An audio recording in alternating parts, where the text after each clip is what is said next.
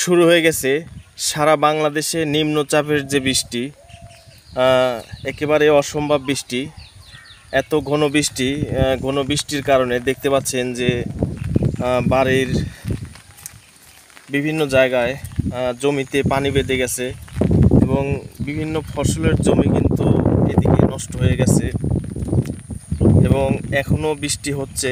কিছুটা নিয়ন্ত্রণে আছে এই মুহূর্তে বৃষ্টি। দেখতে পাচ্ছেন এখানে অনেক সবজি ক্ষেত করা হয়েছে বিশেষ করে এই বৃষ্টির কারণে। আর মানিকগঞ্জের সবজির গল্প আর কি বলবো, প্রচুর পরিমাণে মানিকগঞ্জে সবজি উৎপাদন হয়ে থাকে। দেখতে পাচ্ছেন বিশেষ করে একেবারে সবজির অবস্থা খুবই খারাপ করে ফেলেছে।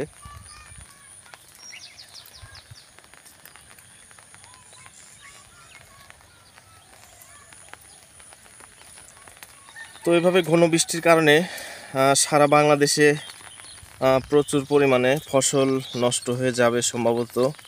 বিশেষ করে এই সময় অনেক জমিতে সবজি বোনা হয়। দেখতে পাচ্ছেন এই জমি, এখানে সম্ভবত যে মূলা বোনা হয়েছে।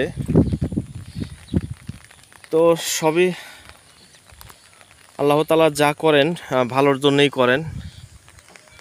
তিনি যা করে খুশি, আমাদেরকে মেনে নিতে হবে। সবাই ভালো থাকবেন, ধন্যবাদ।